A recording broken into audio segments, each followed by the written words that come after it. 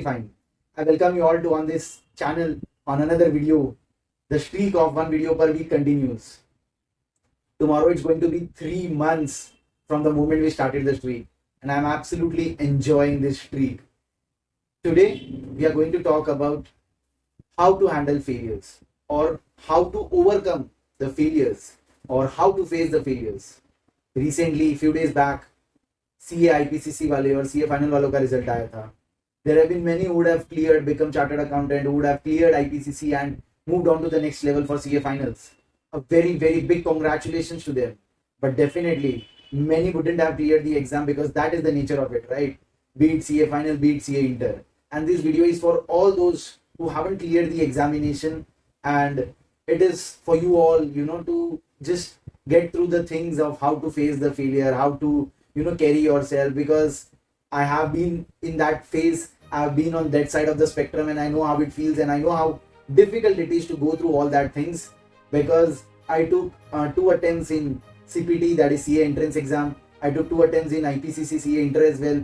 I cleared my CA final in 5th attempt, so I know how it feels. I've been through that phase, and I know it's very difficult. It is one of the most difficult things you'll go through in life, and that is the reason I think it's very important to talk about it.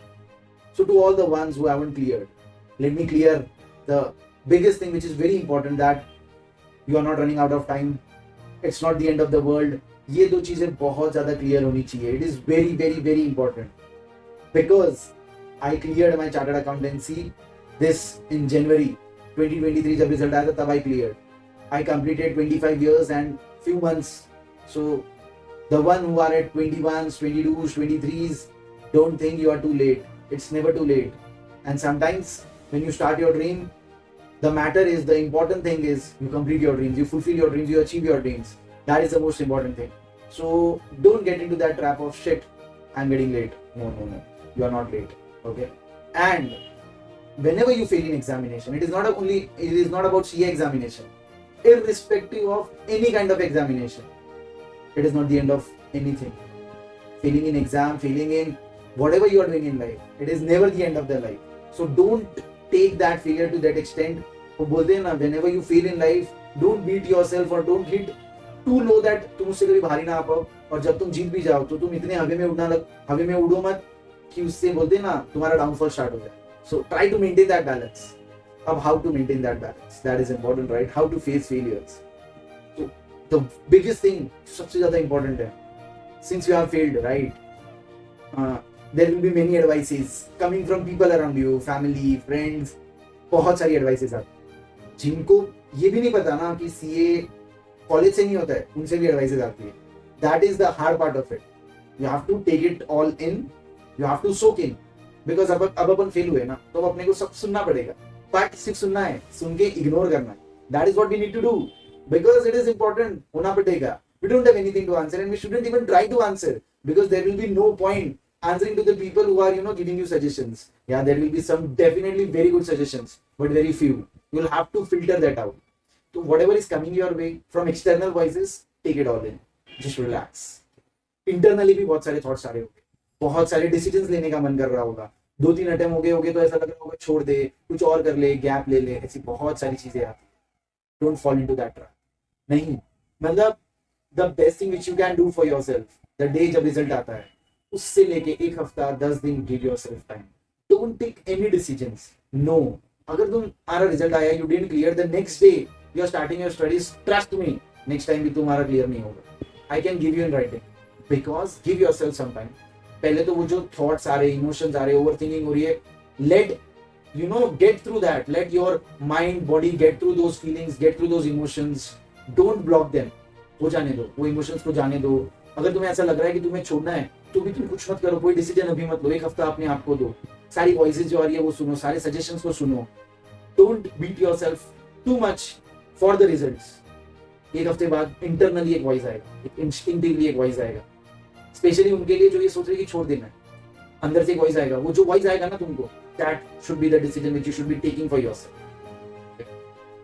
The best way to face the failure is take the blame on yourself. I know many times ऐसा होता है, whenever we feel हमने अपना best दिया था but we didn't clear. But अगर बात CA exams की है, okay, and if you think you gave your best, तो अपने आप को ये 3-4 क्वेश्चन पूछना, इन सारों के आंसर यस है ना, तो बस समझ जाना कि it's just a matter of time. और अगर इन किसी के भी आंसर्स नो हैं तो go back to the drawing room, ensure करो कि नेक्स्ट टाइम जब एग्जाम देने जाओ उन सारे क्वेश्चंस को लेके बैठना, उन सारों का क्वेश्चंस पहले यस होना चाहिए और फिर आगे बढ़ना। ओके, क्या है वो क्वेश्चंस? सबसे पहली बात, जितने भी सब्जेक्ट्स है क्या सब कुछ पढ़ के गए थे? आई नो सब कुछ is not possible, but 90% 95% syllabus cover किया था सारे सब्जेक्ट के। सबसे पहला क्वेश्चन, ये आंसर यस है, वेरी गुड, आगे बढ़ो। एक पेपर सॉल्व करके गए थे। देखो, this is the basic which should be doing it before getting into such difficult examination. Okay, एक पेपर हर सब्जेक्ट के लिए सॉल्व करके गए थे। यहां भी ठीक आ रहा है, बहुत बढ़िया। थर्ड पॉइंट, अपने आप को पूछना, काफी ज्यादा एडिक्वेट रिवीजन, एटलीस्ट 1-2 रिवीजन तो मिनिमम किए थे या नहीं एग्जाम के पहले?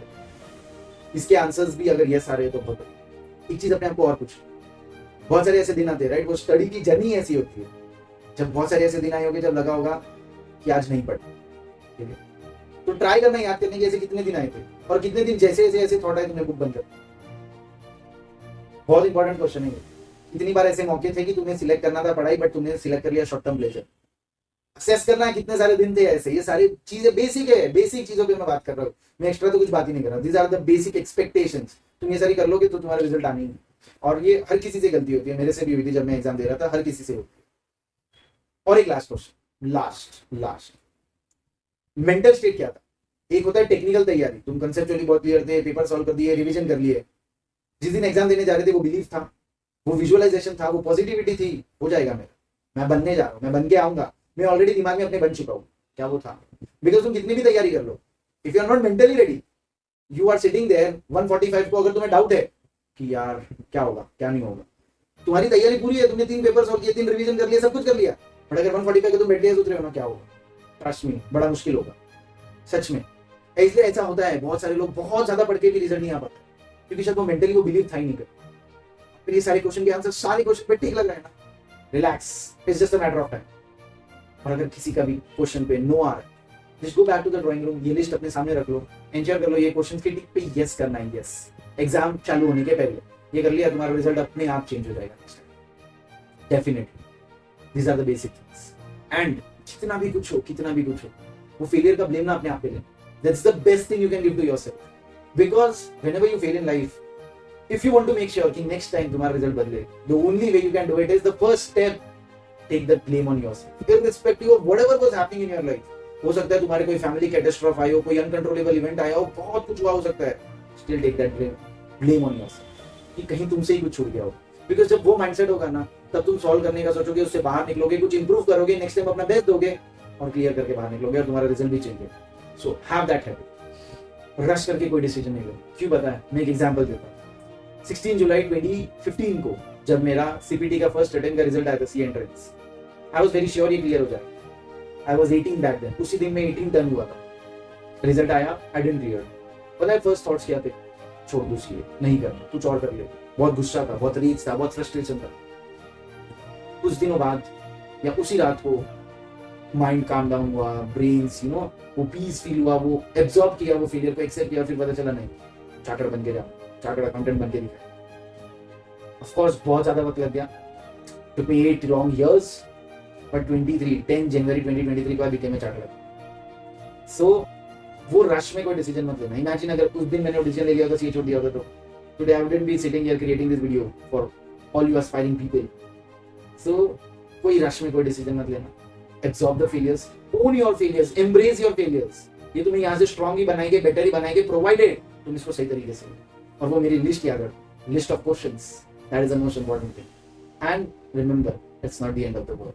तुम्हें कोई भी तरह की क्वेरी हो, मेंटल ब्लॉक हो, ऐसा लग रहा हो you are running out of time, family pressure है, कुछ भी है, you want to connect, you can connect with me. Comments में, इंस्टाग्राम आईडी में ड्रॉप कर दूंगा, रीच आउट कर सकते हो, we can talk, and if you think I can help you, I'll be more than happy to help you. Thank you. Please share this video to all the ones who haven't cleared and make them realize it's just a matter of